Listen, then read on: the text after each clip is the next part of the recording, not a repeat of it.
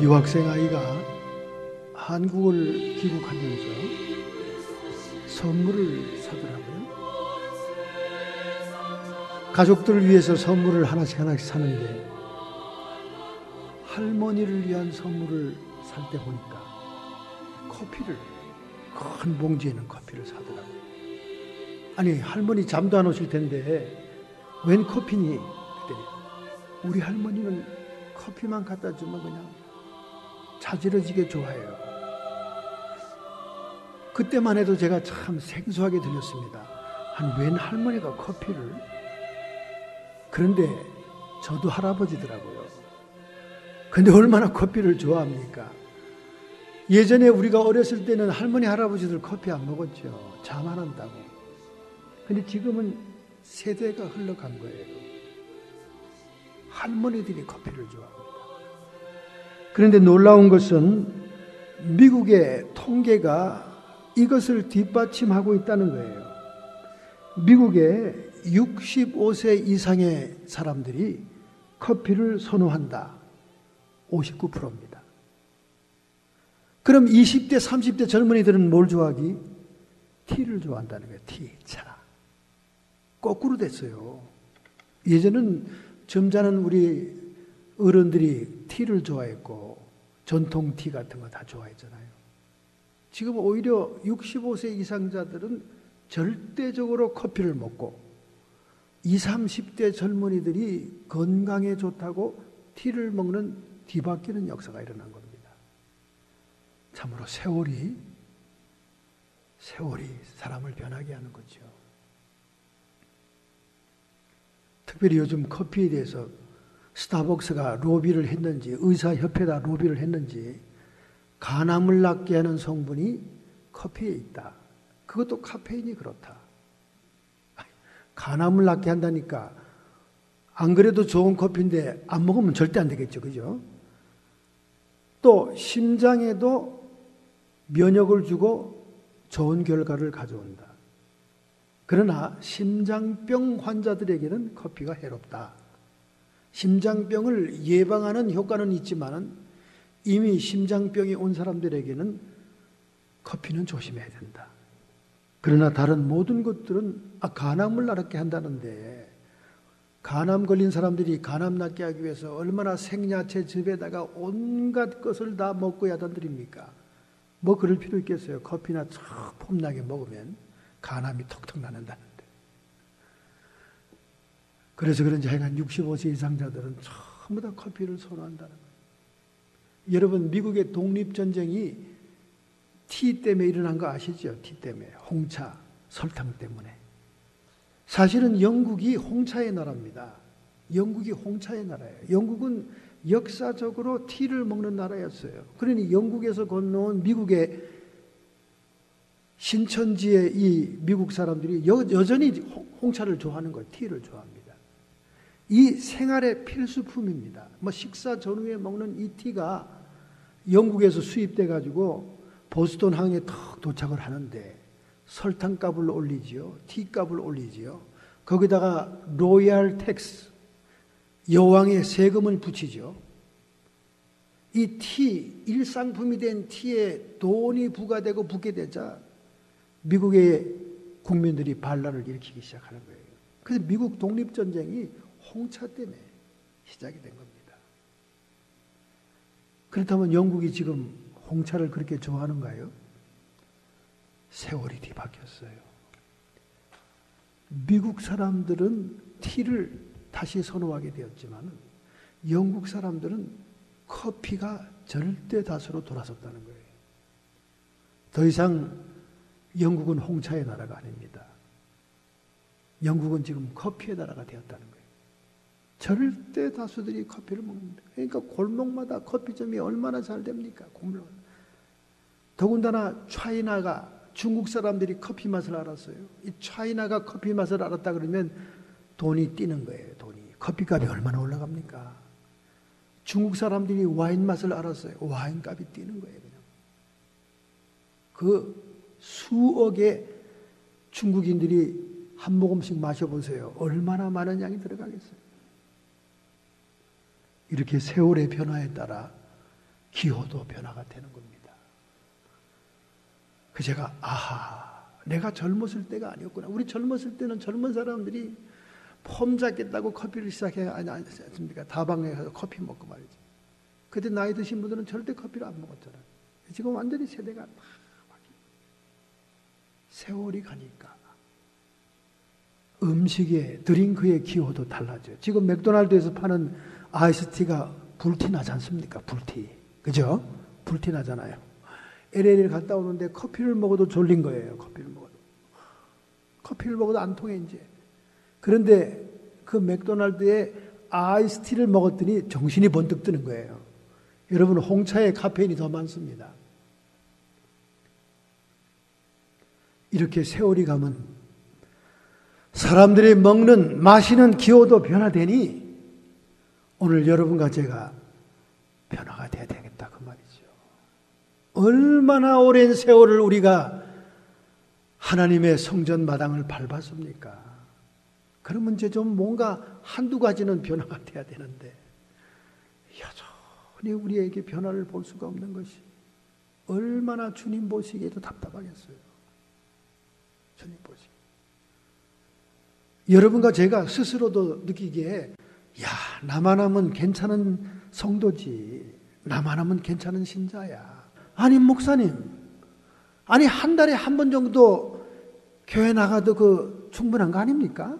어떻게 매주일 나갑니까? 골프도 쳐야 되고 미팅도 해야 되고 하는데 저한테 스트레인지하다고 얘기를 하더라고. 아주 목사를 설득시키려고 그러더라고. 목사님도 한 달에 한 번씩 하세요. 미국 교회 요즘 한 달에 한 번씩 예배 드리는 데가 얼마나 많은데요, 목사님. 목사님 세월을 모르시는구만. 요즘 그렇습니다. 미국 사람들이 세상에 나가서 믿음을 보여라. 그래서 한 달에 한 번밖에 예배 안 받는 교회도 있어요. 많아요. 그 사람이 그런 정보를 얻은 거야. 목사님 무슨 매주일 예배 봅니까? 그 매주일 교회 나오라는 것은 그건 좀 광신도죠. 그러니 여러분이 얼마나 괜찮은 성도예요. 매주일 나와 앉아 있으니까.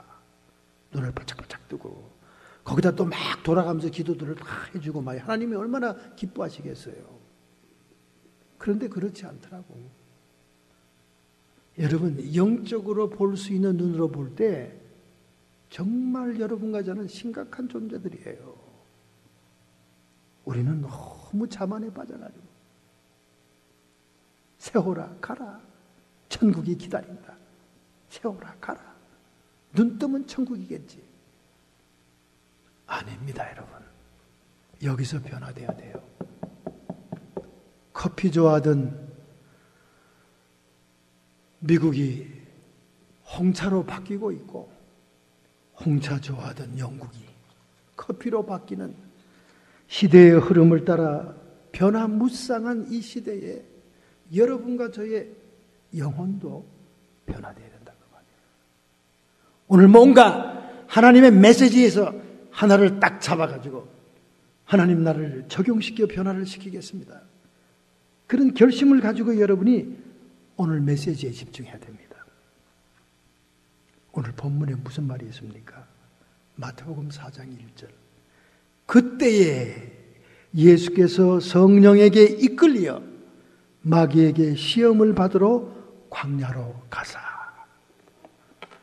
저는 예수님이 시험 받은 게 아니라 이 성경을 읽다가 제가 시험 받았어요. 아니 도대체 마귀에게 시험 받으러 가는데 무슨 성령이 이끌어 갑니까? 생각해 보세요. 성령이 피하게 해주셔야지. 성령이 마귀를 안 만나게 해줘야지. 성령이 이끌어서 광야에다 집어넣으면서 마귀에게 시험을 받게 했다는 거예요. 저 시험 들었어요. 이 말씀 가지고. 아니 세상에 이런 말이 도대체 뭐야. 그러나 오늘 이 하나님의 아들 예수가 당한 이 사건 때문에 우리가 광야에서 이기는 자가 될 수 있는 것입니다. 할렐루야.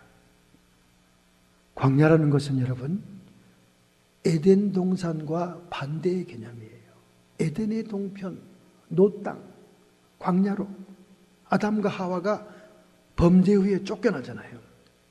그러니까 에덴 동산은 하나님의 생명이 풍성하여 생명을 주는 생명나무가 있고 또 하나님의 주권을 인정하기만 하면 선악과를 통해 마귀를 차단할 수 있는 먹기에 좋고 보기에 좋은 나무들이 울창한 그런 살기에 좋은 축복받은 기쁨의 동산이 에덴이에요. 그런데 인간이 죄를 짓자 쫓기잖아요. 어디로 쫓김을 받습니까? 사탄이 지배하고 있는 광야로 쫓김을 받습니다. 그 광야는 하나님의 저주 그대로 가시나무와 엉겅퀴가 굴러다니는 황폐한 땅이었어요. 땅이 너를 인하여 저주를 받아. 내가 가는 앞길에 가시덤불과 엉겅퀴가 날 것이다. 고속도로 지나가다가 여러분 가시나무와 엉겅퀴가 굴르면 얼른 차를 피해야 돼요. 미국에 처음 온 초보들은 그 막 굴러다니는 그 덩굴이 시시해 보이거든요. 아무것도 아닌 것 같이 보이거든요. 그러니까 전속력으로 콱 들이받고 가면 앞에 차가 다 찌그러집니다.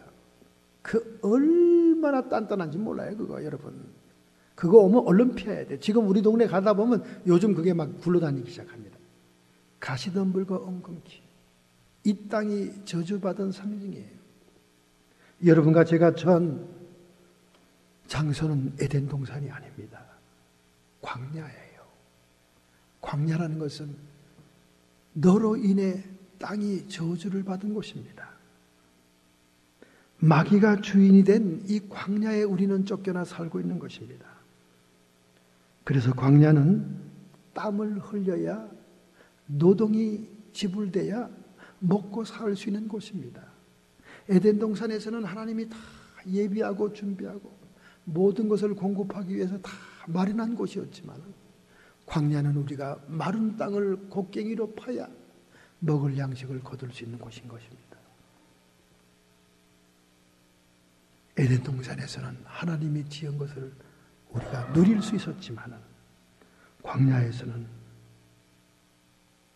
물이 없는 곳이었어요. 에덴 동산은 4개의 강물이 흘러넘치므로 풍성한 먹을 것이 많은 곳이었습니다. 그러나 광야는 물이 없는 곳이에요. 광야는 물이 없습니다.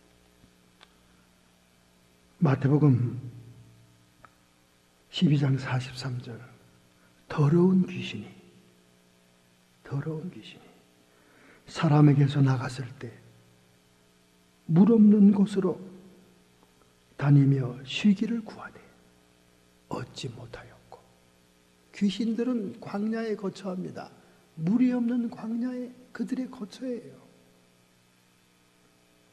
여러분과 저는 이 광야 같은 인생을 살면서 먹고 사는 것이 문제입니다.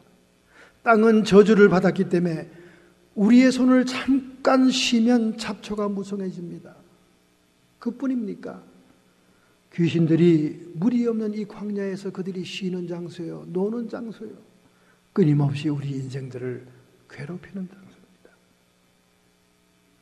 결국 이 죽음의 광야는 우리의 인생이요, 세상인데 여기에 교회는 피난처요. 그리고 이 광야와 사탄을 이길 수 있는 이기는 자를 양육하는 장소가 교회더라 그 말이에요. 할렐루야. 결국 교회는 그리스도의 몸이고 예수님의 몸이기 때문에 예수님께서 이기신 그 이김을 통해 우리는 광야의 인생에서 이기는 자가 되어야 된다 그 말이에요. 그래서 주님이 이 광야의 시험을 어떻게 통과했는가, 어떻게 이겼는가를 통해서 오늘 이 죽음의 광야에서 우리도 이겨야 되겠다는 거예요. 할렐루야. 첫째로 주님이 어떻게 이겼을까요? 첫째로 1절이죠. 예수께서 성령에 이끌려 광야로 가사. 성령에 이끌려 광야에 있으면 이길 수 있다는 거예요.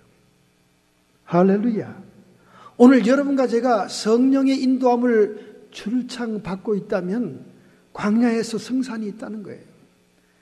내 육신의 자아와 내 고집대로 살아가려고 하면 광야에서 마귀의 밥이 될 수밖에 없지만, 그러나 성령에 이끌린다면 광야에서 살아남을 수 있다는 거예요. 할렐루야. 여러분, 성령의 인도함을 받는다는 의미는 구약적으로 말하면 하나님과 함께 동행한다, 그런 뜻이에요. 하나님과 함께 동행한다. 오늘 여러분과 제가 우리를 통해 저주받은 이 광야의 인생에서 성령의 인도를 받는다면 성산이 있다고 말이에요. 성산이 있다고 말이에요. 그럼 어떻게 우리가 성령의 인도를 받습니까? 여러분, 성령의 인도를 받으려면 먼저 줄이고 낮아져야 돼요. 굶주리고 낮아져야 됩니다. 예수님이 광야에서 40일 동안 금식하고 줄였지 않습니까? 아니, 왜 우리가 줄여야 되냐 그 말이야. 저도 금식을 젊어 은혜 받기 시작할 때 얼마나 자주 했는지 몰라요. 그랬더니 저희 아버님이 저를 지켜보다가, 얘야, 육신의 아버지인 나도 네가 장기 금식을 할 때마다 가슴이 찢어지고 에어지는데 하나님도 무조건 금식을 좋아하지는 않을 거다. 그러니 특별한 것, 인생의 중요한 결정이 있을 때만 해라. 자주 하지 마라. 정말 자주 했거든요. 저희 할아버지 할머니가 하시는 헤브론 기도원에 가서 여름 방학 때고 이렇게 학교 쉬는 때면 항상 15일, 보통 7일 금식은 넘어가 15일 금식. 지금도 생생합니다. 우리 유 목사님 지금께서 항상 이렇게 탁 이렇게 뭡니까 그걸 이렇게 갈아가지고 금식이 끝날 때쯤 되면 그 빈대떡, 녹두를 갈아서 빈대떡을 다 할 준비를 합니다. 그러면 그냥 그 빈대떡을 먹는다는 그 목표 때문에 금식을 거뜬히 잘했죠. 그래서 어느 때 그 생각이 나면 가끔 우리 유 목사님 집에 들러서 빈대떡을 내려놓고 갑니다. 옛날에 먹었던 생각이 나서. 성령의 인도를 받으려면 줄이고 낮아지게 돼야 돼. 이 하나님의 첫 번째 훈련입니다. 아니, 왜 멀쩡히 줄이고 낮아져야 됩니까? 먹는 문제, 높아지는 문제로 선악과를 따먹기 때문에 그랬어요. 에덴 동산을 잃어버렸기 때문에 그래요. 그 반대 그 뿔을 하나님께 드려야 되는 겁니다.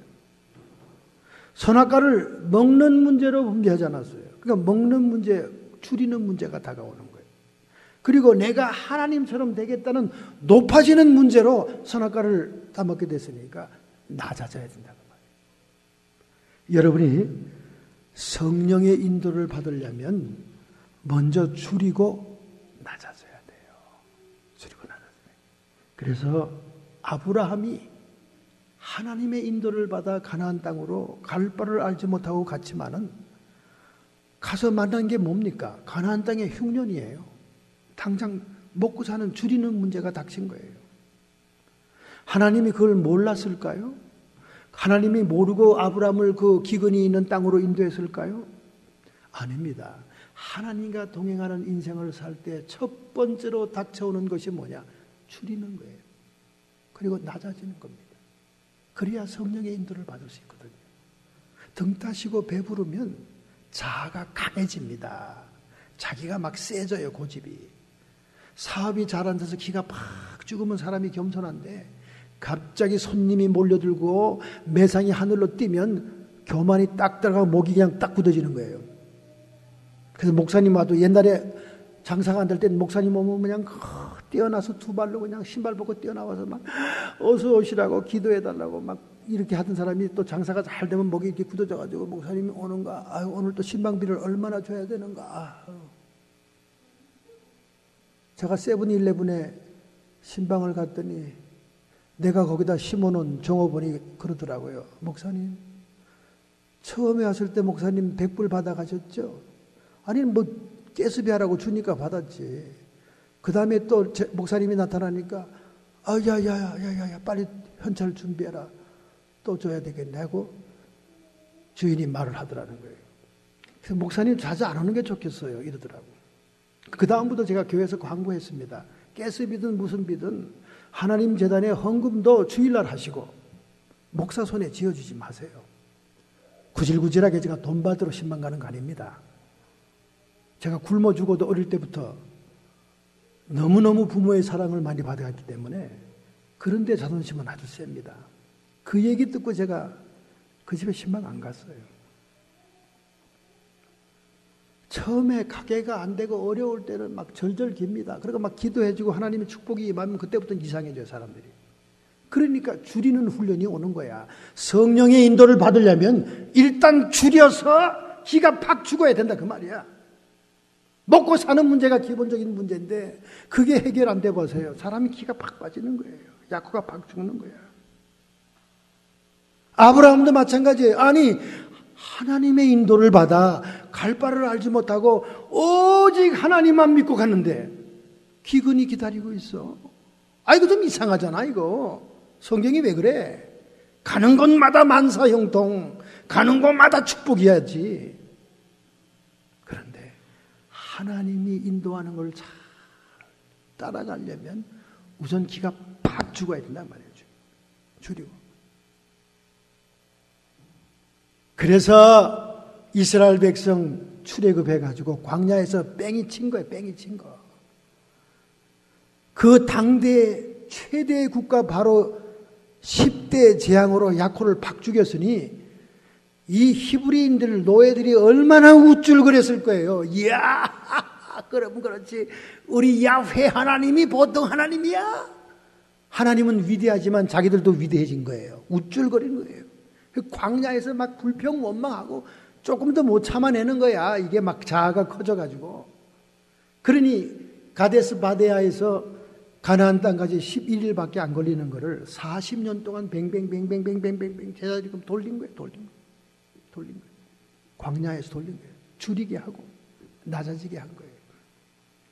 오늘 그 짝이 되는 말씀이 신명기 8장 2, 3절에 나오잖아요. 내 하나님 여호와께서 이 40년 동안 너를 광야의 길을 걷게 하신 것은 광야에서 뺑이를 치게 한 것은 이는 너를 낮추시고 너를 시험하사 내 마음이 어떠한지 그 명령을 지키는지 아니 지키는지 알려 하십니다. 하나님의 명령, 하나님의 법도를 지키는지 안 지키는지 내 마음보가 어떤지를 알려고 광야의 훈련을 시켰다는 거예요. 줄이고 낮추었다는 겁니다. 여러분이 정말 하나님의 명령을 들을 마음이 있는 인간들입니까? 선악과를 따먹지 말라고 하나님이 명령했는데 보암직도 하고 먹음직도 하고 지혜롭게 할 만큼 탐스러운지라 거기다가 또 사탄이 부추겨 하나님처럼 될까 봐 그래서 뚝딱 하나님의 명령을 어기지 않습니까? 너를 낮추시며 너로 줄이게 하시며 또 너를 알지 못하며 내 열조 조상들도 알지 못하였던 만나를 내게 먹이신 것은 사람이 떡으로만 사는 것이 아니에요. 오늘 예수님이 인용한 말씀과 짝을 딱 이루니까 이건 똑같은 상황과 똑같은 의미를 얘기하는 거죠. 사람이 떡으로만 사는 것이 아니에요. 여호와의 입에서 나오는 모든 말씀으로 사는 줄을 너로 알게 하려 하십니다. 여러분이 바지런을 떤다고 여러분이 사람들에게 줄을 댄다고 먹고 사는 문제가 해결되는 게 아니에요.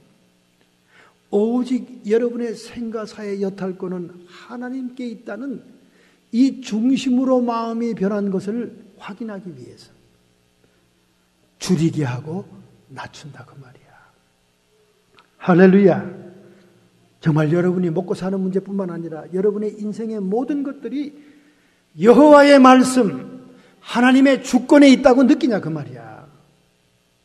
그게 여러분의 마음속에 딱 중심을 잡고 있냐 그 말입니다. 작은 교회 나오면 보험이 안 팔려서 보험 장사를 할 수 없고 작은 교회 나오면 줄이 없어서 취직이 안 되고 이런 인간 상황과 인맥만을 생각하는 그런 신앙이냐 그 말이야.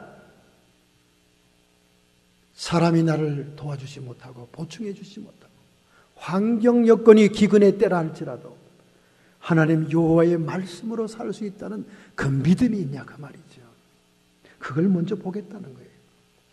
그래서 줄이고 낮춰져야 성령의 인도를 받는 거예요.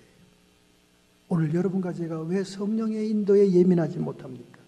왜 성령의 인도에 즉각 순종하지 못합니까? 배가 불러서 그래요. 낮아지지가 않아서 그래요. 교만해서. 그래도 내가 자수성가하고 내 힘으로 살아왔는데 갑자기 무슨 또 성령, 나도 다 해결할 수 있는데 줄을 잘 서면 되는 거지 무슨 눈에 보이는 것이 우선이에요? 여러분 아니에요. 똑같은 로케이션, 똑같은 업종, 똑같은 가게라도 하나님이 축복하는 가게는 대박이지만은 하나님이 축복하지 않으면 팔이 날려요. 전 많이 봤습니다. 셰프도 더 잘해. 의자도 더 반짝거리고 조명도 더 찬란해.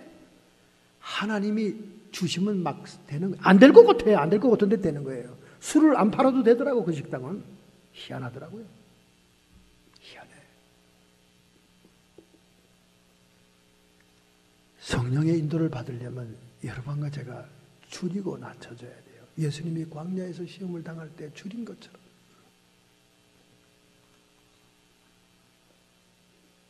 비올라라고 하는 간호사가 있었습니다. 여러분, 직업을 간호사로 가지고 있는 사람이 자기가 일할 의무보다 더 열심히 하는 사람은 드뭅니다. 그냥 시간 채우기 바쁘죠. 인생이 피곤하니까. 근데 이 비올라라는 간호사는 정말 환자들을 지구저승으로 자기 가족들을 대하는 것처럼 그들의 영혼을 주님 앞에 드리게 하기 위해서 혼신을 다해 30여 년을 수고합니다. 인간은 한계가 있는 거예요, 여러분. 인간의 이 기계, 이 몸은 한계가 있는 겁니다. 그렇게 열심히 하다 보니까 두 다리를 못 쓰게 됐습니다. 관절이 상했어요. 그리고 팔 하나를 못 쓰게 됐습니다. 휠체어에 앉아서 팔 하나만 가지고 움직이는 그런 사람이 됐어요. 너무 자기를 소진한 거죠. 하나님께서는 점수를 줬을 거예요. 근데 사람들 보기에는 저렇게 미련한 게 있나? 뭘 그렇게 남다르게 열심히 살아 그래? 자기 시간만 채우면 되지. 그 자기가 그렇게 정성을 다했기 때문에 그 간호사 30년 동안 수많은 사람들이 하나님 앞에 돌아옵니다. 당신이 믿는 하나님이라면 나도 믿어. 당신이 나가는 교회라면 나도 가. 정말 지구지성으로 하니까. 여러분 병원에 한 2, 3일만 입원해 보세요. 눈에 다 들어옵니다. 이야, 저건 싹군 간호사구나. 저건 직업적으로 하는 거구나. 저건 아주 쌀맞고 못됐구나.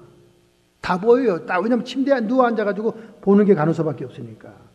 근데 위로해주고 따뜻하게 하고 불편한 거 없이 이렇게 해주고 달라요. 사람들이 달라. 의사들도 마찬가지예요.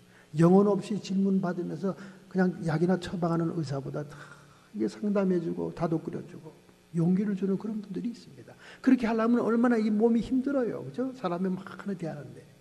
근데 이 비올라라는 간호사가 그렇게 했다는 거예요. 그런데 폐인이 된 거죠.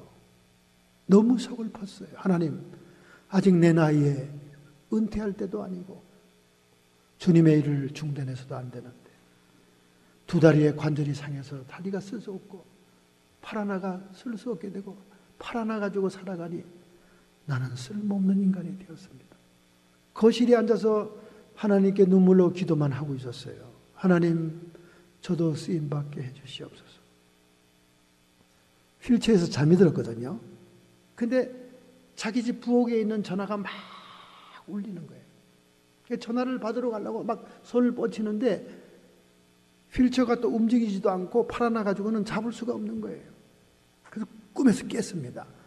아이고, 전화가 와도 내가 이제 전화도 못 받게 생겼네.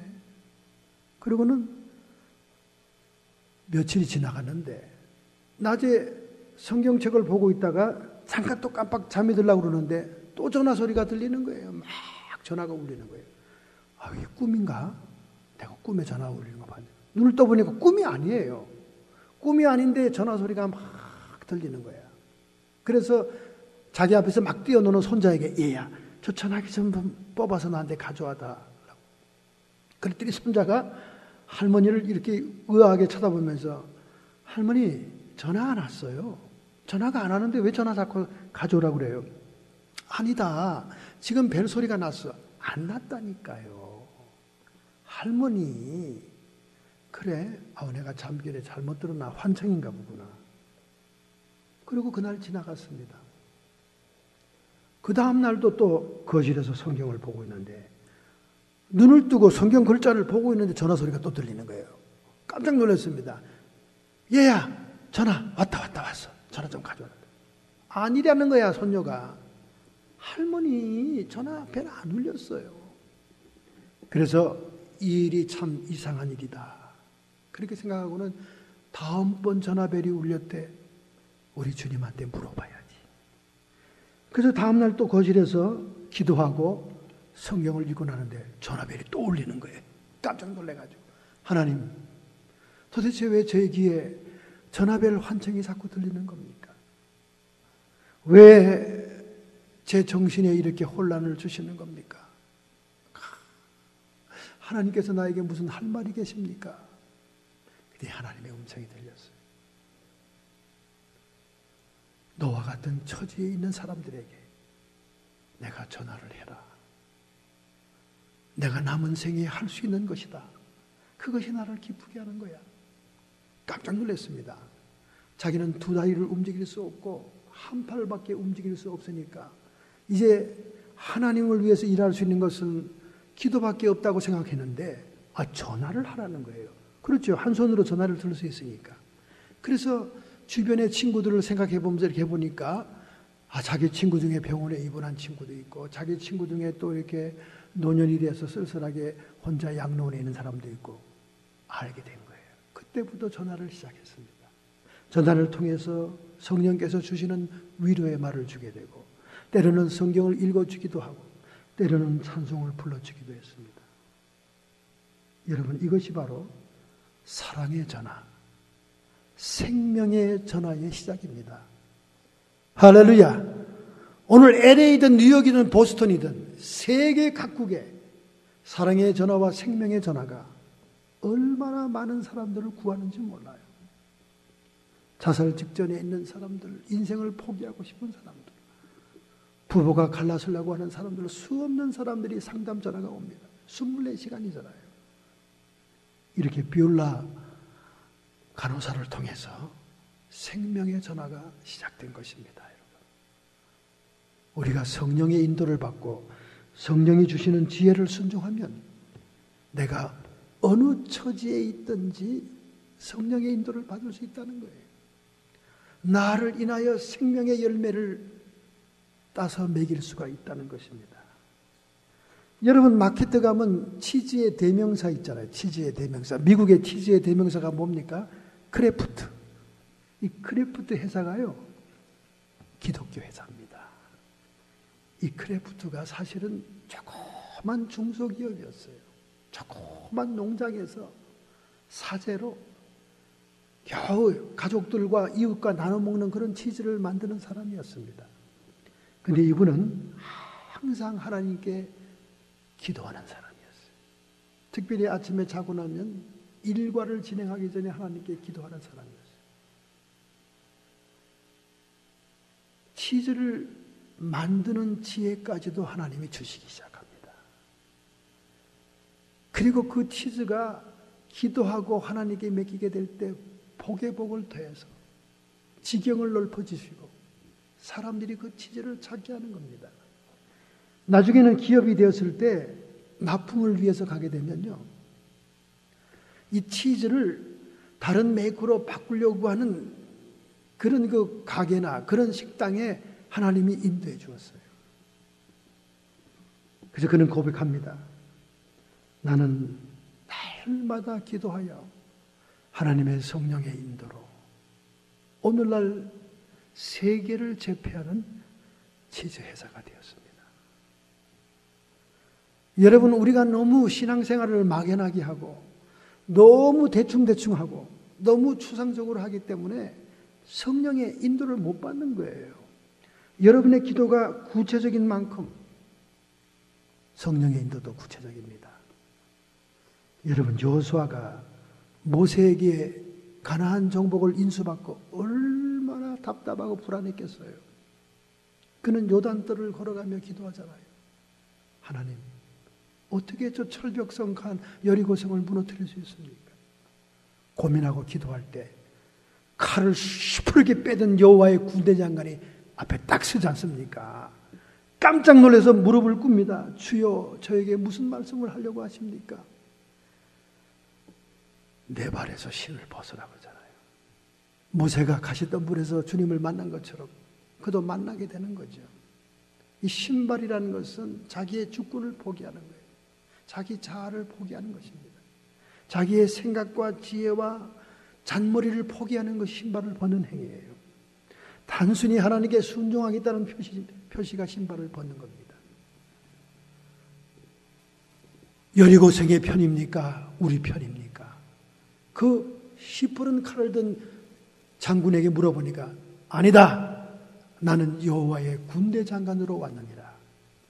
네 편도 아니고 적의 편도 아니다.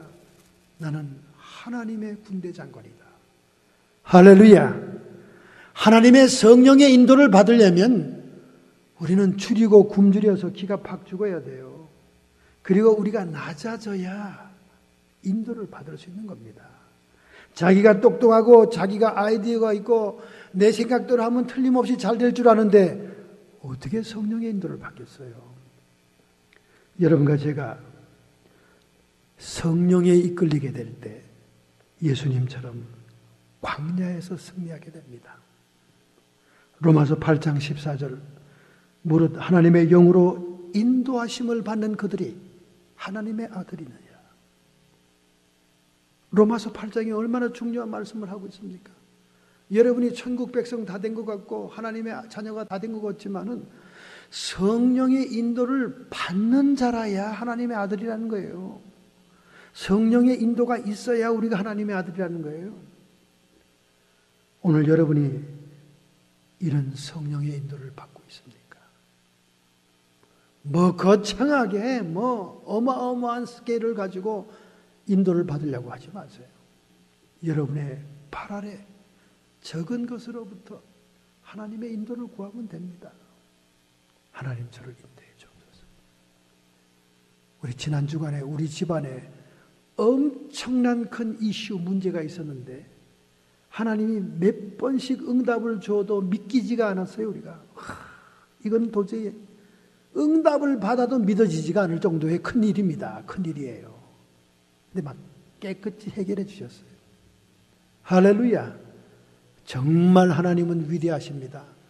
그동안 저희들이 성도들을 위해 중보기도를 많이 해왔고 성도들은 한 사람 한 사람 다 문제들이 해결되고 축복을 받았어요. 이제 마지막에 하나님은 우리 가정의 가장 큰 문제를 딱 해결해 주시더라 그 말이에요. 할렐루야. 하나님께 영광을 돌리는 거예요. 정말 감사하죠. 근데 뭐 종이 한 장 차이고 안개처럼 걷어주는 거예요. 걷어지고 나면 또 별게 아니야 또. 위대하신 하나님 앞에서는 별게 아니거든 그게. 그런데 그 문제가 해결되기 전에는 이건 막 칠흑 같은 어두움이고 우리 부부를 얼마나 짓누르는지 숨이 안 쉬질 정도로 힘든 문제가.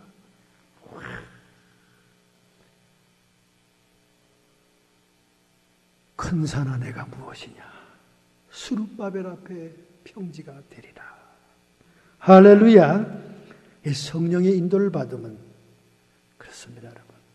성령이 인도를 해주고 응답을 주고 해결해 준다. 몇 번씩 얘기해도 안 될 거야. 안 되지. 뭐 될 거 같지. 이게 참 인간의 마음이더라고요. 그러니 우리가 낮춰져야 주님의 인도를 받을 수 있습니다. 두 번째입니다, 여러분. 11절. 우리가 광야에서 우리 주님처럼 이길 수 있는 길은 뭐냐? 주 너희 하나님을 경배하고 그를 섬겨라. 주님을 섬기는 겁니다. 우리 예수님이 받았던 세 번의 시험은 선악과 앞에 있던 하와가 받았던 시험과 똑같은 겁니다. 먹음직도 하고 육체의 정욕이죠. 굶주린 예수님에게 네가 메시아고 하나님의 아들이라면 돌을 떡으로 만들어 먹으라는 거예요. 아니 지금 40일 굶주리면요 돌도 떡으로 보이는 때입니다. 저도 이렇게 금식을 해봤지만요, 짜장면이 막 공중에서 막 회전을 합니다. 그냥 짜장면, 짬뽕 막 그냥. 왜 짜장면이냐? 어릴 때부터 교회 생활하면 성가 연습, 뭐 교회 활동하면 항상 교회에서 짜장면을 주니까 짜장면. 금식하면 뭐 먹는 것밖에 생각 안 나요. 기도 시간 외에는 하루 종일 먹는 것. 빨리 끝나고 그걸 먹고. 그거 왜 그렇게 생각이 먹고 싶은 음식들이 애기선 임산부처럼 이렇게 생각나는지 몰라요. 예수님도 돌이 떡으로 보일 그런 시츄에이션 아닙니까? 육체의 정욕을 자극하는 겁니다. 먹고 사는 문제를 얘기하는 거예요. 여러분과 제가 먹는 문제가 해결되지 않아 보세요. 다 먹는 거로 보입니다. 거기에 안 넘어갈 사람이 어디 있겠어요. 근데 두 번째 아담인 예수님은 하와처럼 넘어가지 않고 단호하게 물리시잖아요. 단호하게. 사람이 떡으로만 사는 게 아니다. 여호와의 입에서 나오는 모든 말씀으로 사느니라. 할렐루야. 이 말의 뜻이 뭡니까, 여러분? 저는 참 이 말의 뜻이 학창 시절 때까지는 해결이 이해가 안 됐어요. 이해가 안 됐어요. 이 말의 뜻을 깨달아야 돼요. 우리는 영적인 존재이기 때문에 육신의 먹는 문제만 해결돼서는 안 된다는 얘기예요. 여호와의 입에서 나오는 모든 말씀은 우리 영혼부터 살리는 겁니다. 영혼이 잘 되고 영혼이 살아야 그 다음부터 하나님이 축복을 주는 거지. 영혼은 파괴되고 영혼이 손해되고 영혼이 타락하고 영혼이 떨어질 수밖에 없는데 육을 하나님이 도와주지 않아요. 육을 보태지 않습니다. 먼저 우리 영혼이 하나님 앞에 서야 그 다음에 먹고 사는 문제는 부수적으로 도와주는 거예요. 근데 부수적인 문제, 육의 문제를 도와주면 우리 영혼이 타락된다. 그럼 안 도와주세요. 영혼이 살아야 되니까. 지금 그 말씀을 하고 있는 거예요. 우리는 영적인 존재이기 때문에 가장 먼저 필요한 것이 여호와의 모든 입에서 나오는 말씀이다. 내 영혼이 먼저 잘 돼야 된다는 거예요. 그래야 범사가 잘 되고 육체가 강건해지고 내 영혼이 먼저 살아야 된다고 말합니다. 하나님의 관심은 우리 영혼의 삶에 관심이 있다는 거예요. 사람들은 우리 육신이 편안하고 육신이 잘 되고 육신이 형통하고 육신이 만사형통 축복받는 것이 가장 우선순위인데 하나님의 관점은 그게 아니라는 거예요. 내 영혼이 잘 돼야 된다고 말해요. 그래서 여호와의 모든 말씀으로 내 영혼이 먼저 살아나고 말씀으로 만물이 창조되었듯이 하나님이 만물을 우리에게 회복시켜 준다는 겁니다. 여러분, 이 우선순위를 참으로 간만의 차이인데 이 간만의 차이를 여러분이 뛰어넘지 못하면 맨날 헛다리 짚는 거예요. 헛다리. 헛다리. 아유, 목사님, 제가 11조 안 해도 잘만 사네요. 돈이 단단하고. 못 누립니다, 여러분. 하나님이 다 걷어가요. 못 누려. 하나님은 가장 여러분이 치명적일 때 깨닫게 하는 거예요. 하나님, 목사님 저렇게 죄 짓고도 잘만 사네요. 암도 하나 안 걸리고 건강하네요. 지금은 건강하지. 결정적인 순간에 하나님이 거둬가는 거예요. 지금 줄을 새치기 했는데 새치기 했을 때 싹 빼주면 다시 쓰면 돼. 불과 한두 개 차이야. 근데 창구 앞에 딱 왔을 때 새치기 했죠? 뒤로 다시 가세요. 그럼 치명적인 거예요. 그리스도의 심판대에서 심판을 받으면 세컨 찬스가 없는 거예요. 그러니까 진짜 못된 것들, 진짜 악한 것들은 잘 먹고 잘 살게 내버려둬요. 잘 먹고 잘 살게 내버려뒀다가 천국에 못 들어오게 하는 거죠. 악인들의 형통을 부러워하지 말아라 하나님 그러잖아요. 악인들의 형통. 왜? 하나님이 다 공의롭기 때문에 시시절절 때에 맞춰 장소에 맞춰 벌한다 그 말입니다. 하나님이 법도를 안 지키고 명령을 안 지키고 계명을 안 지켜도 잘만 사네요. 그런 소리 말아요. 하나님은 공의로운 분입니다. 공의로운 분이에요. 제가 잘 아는 장로님 부부가 그런 분이 있어요. 장로님이 돼가지고 정말 그렇게 많은 물질을 하나님께 받았으면 그분이 축복받을 때 제가 이 피아노 옆에 이렇게 돈더미가 녹가리처럼 쌓이는 환상을 봤어요. 그 환상을 얘기하니까 막 입이 귀에 걸리더라고. 아우, 안 그래도 목사님 LA 지금 사업 문제 때문에 내려가는데 그걸 사업을 해야 되겠네요. 결국 그 사업을 했죠. 돈 많이 벌었어요. 돈 많이 벌면 뭡니까? 하나님께 주권을 인정하고 올바로 하나님께 해야죠. 결국 리타이어 할 때 텍스로 다 뺏기더라고요. 다 뺏겼습니다. 텍스로 안 뺏기면 뭐 못 누리고 살겠죠. 하나님이 그냥 두겠어요. 모르는 사람이 안 하는 건 내버려 둡니다. 근데 알면서 안 하는 거는 그냥 둬요. 그냥 잘 먹고 잘 사도록 둡니다. 그냥 둬요. 세월이 가게 내버려 둬요. 결정적일 때 칩니다. 왜 그렇습니까? 그 영혼을 살리기 위해서. 하나님은 초점과 관심이 영혼에 있지, 여러분과 제가 명품으로 걸치고 남들에게 기죽지 않고 잘 먹어서 기름기 잘잘 흐르는 것이 관심 있는 게 아니에요. 비록 거지 나사로처럼 살더라도 아브라함의 품에 돌아오기를 원하는 겁니다. 할렐루야! 하나님이 오래 참고 기다린다고 기타 치고 노래 부르지 마세요. 우리 미국 목사님들이 다 모였을 때 그런 얘기하지 않습니까? 우리 여기 LA로 가신 목사님이 그런 얘기하잖아요. 목사님들이 모이면 다 물어봅니다. 그 교회는 성도들이 많은데 헌금들 얼마씩 해? 11전 다 하십니까? 물어봐요. 우리 목사님 얼마나 지혜로운지 몰라요. 우리 교회는 100% 모든 성도들이 11조 합니다. 어떻게 그렇게 교육을 잘 시켰어요? 예. 11조 하는 사람들은 하나님이 그대로 복 주시고 안 하는 사람들은 하나님이 직접 가져가십니다. 그래서 100%다 합니다. 100%다. 여러분, 하나님을 경배하고 그를 섬겨야 됩니다. 이것이 세 번째 시험에 통과한 거예요. 두 번째는 세상 만국의 영광을 보여주잖아요. 안목의 정력이죠. 소유욕을 얘기합니다. 우리가 보면 다 갖고 싶어요. 예수님에게 그걸 보여줘. 보암직도 하고와 짝이 맞는 거예요. 그리고 성전에 올라가서 떨어지라고 그러잖아요. 사람들에게 인기 끌고 사람들의 관심을 끌게 하려고 그러지 않습니까? 뭐 지금 메시아로서 뭐 갈릴리 지역을 돌아다니면서 선교하고 그럴 필요 없어. 예루살렘 메인 성전에서 붕 뛰어내려서 안 죽으면 네가 메시아로 하나님의 아들로 인기 짱! 뭐 복잡한 뭐 십자가 복잡한 거 고칠 필요 없지. 이생의 자랑 아닙니까? 이생의 자랑. 내가 하나님처럼 되리라. 선악과 앞에 하와가 겪었던 시험이 둘째 아담 예수님이 다 겪으면서 통과하잖아요.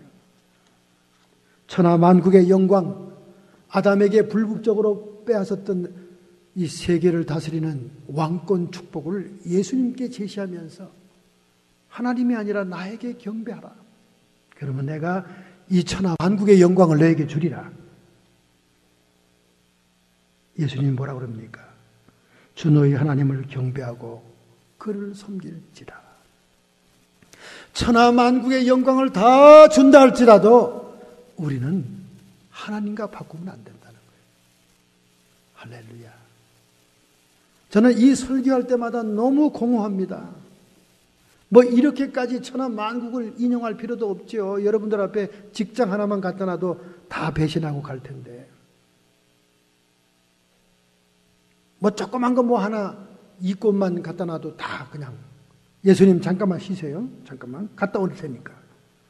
배신하고 다 갈 텐데 뭐 천하만국 영광까지 보여줘. 하나님을 경배하고 섬겨야 된다 여러분. 오늘 여러분이 섬기는 것은 무엇입니까? 세상 영광 이것과 하나님을 바꿔서는 안 됩니다. 세상 영광은 사람의 정욕과 마귀 유혹의 합작품입니다. 오직 성령의 인도를 따라 우리 정과 욕심을 십자가에 못 박고 사람을 의지하지 않고 주님을 바라보며 오직 하나님만 예배할 때 우리는 세상을 이길 수 있습니다. 여러분, 얼만큼 여러분이 개인적으로 가정적으로 하나님께 예배하고 있습니까? 저희들은 무슨 일만 있어도 그 제목으로 예배를 드립니다. 왜? 하나님은 예배를 너무 받기를 좋아하시니까. 예배를 받기를 좋아하세요. 요한복음 2장 16절 17절 이는 세상에 있는 모든 것이 육신의 정욕과 안목의 정욕과 이생의 자랑이니 다 아버지께로 쫓아온 것이 아니요 세상으로 쫓아온 것이니라. 이 세상도 그 정욕도 지나가되 오직 하나님의 뜻을 행하는 이는 영원히 거하느니라. 남는 게 없다는 거예요. 세상에서 부귀영화 누려봐야 하나님 아버지의 뜻을 행한 것만이 영원히 남는다. 여러분 머리에 좀 기억하시고 여러분이 이번에 좀 변화되기를 바랍니다. 그냥 습관적으로 한 귀로 듣고 한 귀로 흘리지 마세요. 이 세상에서 여러분이 가진 모든 것들은 가져가지 못한다는 그 말이에요. 너희는 세상을 사랑하지 말라. 세상을 사랑하면 아버지의 사랑이 너희 속에 없느니라. 세상을 섬기느냐 하나님을 섬기느냐, 세상을 사랑하느냐 하나님을 사랑하느냐. 세상 사랑하면 이미 너희 속에는 하나님 사랑하는 건 없다는 거예요. 양다리 걸친 척하지 말라 그 말이야. 뭘 양다리 걸친 척해 맨날. 세상 사랑하고 있으면 하나님 여러분 사랑하지 않는 거예요. 마음을 다하고 목숨을 다하고 뜻을 다 하나님을 사랑해라 그랬는데 자기를 섬기고 세상 영광을 섬기면서 어찌 하나님을 사랑한다 할 수 있냐 그 말이죠. 이렇게 되니까 이 시험에 이긴 주님이 가는 데마다 성령의 권능이 나타나잖아요. 성령이 막 따라 역사합니다. 11절, 12절 예수께서 갈릴리 가서 권능을 행하지 않습니까? 마귀와 귀신들이 떠나가고 천사들이 수용하지 않습니까? 오늘 여러분과 저에게는 마귀와 천사가 나란히 대기하고 있다가 우리가 이기는 자가 되고 승리하면 마귀는 떠나가고 천사들이 우리를 섬기고 돕는 자들로 함께 역사하게 된다 그 말이죠.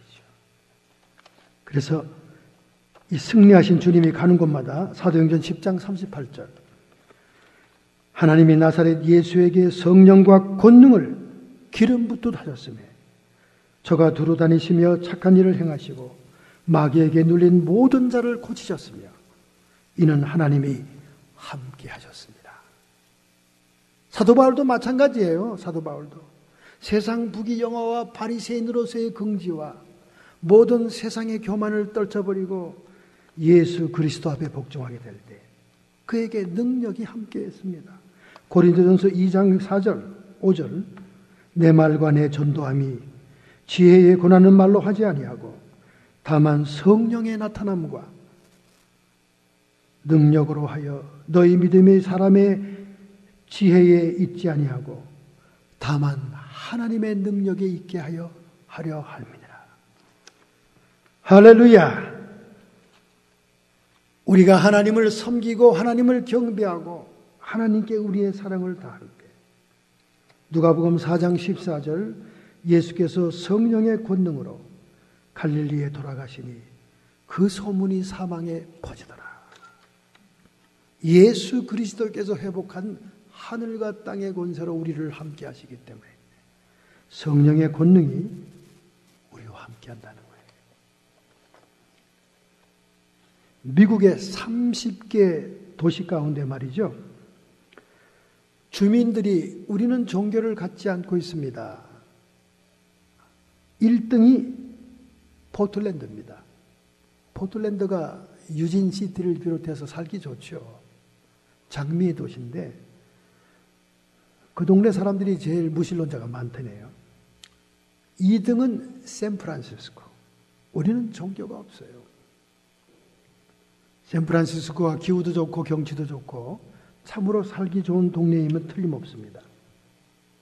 그러나 이렇게 주민들이 하나님을 섬기지 않고 경배하지 않는다면 결코 복된 도시가 아닙니다. 그러니까 샌프란시스코 살기가 힘들어요. 렌트비 인상이 기가 막힙니다. 지난달 5월 5일부터 어떤 가정이 렌트비 2,000불을 내고 있었는데 5월 5일부터는 8,900불로 내라고 통보가 왔다는 거예요. 렌트비가 천정부지를 뗍니다. 결코 신앙이 없는 동네, 하나님을 섬기지 않고 경배하지 않은 동네, 좋은 동네 아니에요. 그러니까 소돔 고모라라고 그러잖아요. 소돔 고모라. 우리는 하나님을 경배하고 섬기는 자세로 살아가야 광야와 같은 인생을 승리할 수 있습니다. 할렐루야. 오늘날 빌 게이츠 같은 그런 부자가 있었죠. 그가 55세까지 얼마나 인면수심으로 사업을 했는지 몰라요. 오직 사업, 돈 버는 데만 열중한 거예요. 사람들한테 악덕 고용주라는 소리를 들었죠. 요즘도 사업하는 사람들 가운데 상상이 안 가는 분들이 많아요. 종업원들 월급 2, 3개월씩 밀리고요. 아니 그렇게 간땡이들이 커서 어떻게 이렇게 사업하는지 모르겠어. 거기다 지체 부자유자 핸디캡 애들은 아주 싸그리 무시하고는 정말 나빠요. 사람들 나빠. 어떻게 그렇게 하는지 모르겠어요. 이분도 그랬습니다. 그냥 돈 벌려고 눈이 뻘개서 주변 일가 친척까지 다 인심을 잃은 거야. 그런데 두려움과 우울증이 그에게 오게 됩니다. 일단 돈을 벌어놓고 살만해지니까 신경쇠약이 왔어요. 아마 오늘날 같으면 공황장애라고 그럴 거예요. 의사들이 그를 진단해 보더니 당신은 1년 이상을 살 수가 없습니다. 그렇게 판결을 내립니다. 소망이 없잖아요. 의사들이 1년 사형 선고를 내리고 소망이 없잖아요. 그러니까 그가 형식적으로 나가던 교회 목사님을 찾아갑니다. 목사님도 뭐 1년에 몇 번 만났겠죠. 사업 핑계로 교회 안 나가니까. 그 목사님을 만났어요. 목사님, 의사들이 전부 다 1년밖에 못 산다는데 혹시 목사님 저에게 좀 좋은 말씀 주실 게 없겠습니까? 그 목사님이 싱긋이 웃더니 그분에게 이렇게 얘기했습니다.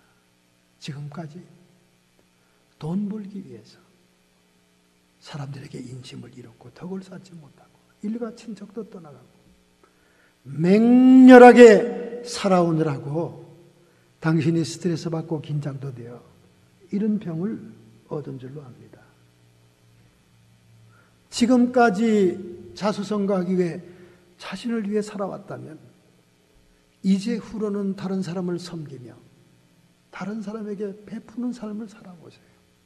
1년 동안밖에 남지 않았다면 당신이 가진 그 재산이 무슨 소용이 있습니까? 차라리 다른 사람을 섬기고 풀면서 1년을 채우시죠. 그랬더니 정신이 번쩍 난 거예요. 그러네. 아니 이 돈 가지고 봐야 1년 동안 자기가 뭘 쓰겠어요. 그래서 그때부터 이 사람이 목사님의 충고를 따라 양론을 세웁니다. 고아원을 세웁니다. 학교에 지원합니다. 병원들에게 보냅니다. 최종적으로 자기 인생의 지침을 주었던 이 목사님에게 교회를 지어 헌납하려고 작정을 하게 됩니다. 그래서 지어진 것이 그 유명한 맨해튼 허드슨 강변에 있는 리버사이드 교회예요. 제가 여러 번 얘기했기 때문에 이분의 이름은 얘기하지 않겠어요. 그 종소리가 음악 종소리. 종으로 막 찬송을 연주하는 세계적인 관광지가 됐지 않습니까? 리버사이드 교회. 강가의 아름다운 교회. 뉴욕을 관광한 사람들은 꼭 들르는 교회. 세계적인 전자 올변이 울려나가는 교회. 이렇게 이 사람이 헌신하자. 어찌 하나님에게 하나님을 섬기는 그리스도인을 지어주지 않겠어요. 98세까지 살아갔습니다. 오늘날까지 그의 헌신과 자선이 교회의 머리도 남아있잖아요. 여러분과 제가 하나님을 섬기게 됩니다. 다른 사람으로 섬길 수가 있습니다. 이것이 우리가 광야에서 자신을 이기고 사탄을 이기고 세상을 이길 수 있는 역동적인 성령의 능력인 줄로 믿습니다. 이러한 삶을 살고자 결단하고 결심한다면 오늘 여러분의 가슴에 손을 얹고 새롭게 변화되기를 결단합시다. 결심합시다. 하나님, 저는 미약한 존재입니다. 등 따시고 배부르면 아무것도 생각나지 않는 나밖에 모르는 존재입니다. 하나님, 예수님께서 두 번째 아담으로 첫 번째 아담이 실패한 육체의 정욕, 안목의 정욕, 이생의 자랑이 나는 세상을 사랑하며 마귀의 통로를 차단하여 광야 인생을 승리로 이끄는 것처럼 저희들도 이 광야에서 하나님의 성령의 인도를 따라 하나님을 경배하고 섬기는 것이 가장 우선순위인 인생을 살고자 합니다. 저희들을 붙잡아 주시옵소서. 저희들을 인도해 주옵소서. 저희 영혼을 뚫어보시는 주님의 불꽃 같은 눈앞에 새롭게 변화되기를 결단합니다. 성도의 육체와 정신의 역사는 모든 질병들아 예수 그리스도의 보혈의 능력으로 치료함을 받을지어다. 우리의 마음이 탐욕과 세상 사랑과 세상 영광을 추구하느라고 많은 스트레스를 받았습니다. 많은 혼란이 우리에게 있습니다. 오직 성령 안에서 의와 평강과 희락을 이루게 해 주옵시고 악한 마귀 사탄 귀신의 세력들, 물 없는 곳을 찾아다니는 광야의 사탄의 세력들아, 예수 그리스도의 이름으로 이 시간 쫓김을 받을지어다. 여자의 후손이신 예수님께서 너희들의 머리를 쳐 정복하였으니 이 시간 우리의 주변에서 쫓김을 받을지어다. 남은 생에 오직 주님을 섬기며 예배하며 영광 돌리는 성도가 되겠습니다. 하나님의 성령이시여 저희들을 인도해 주옵소서. 예수님의 이름으로 감사하며 축복하며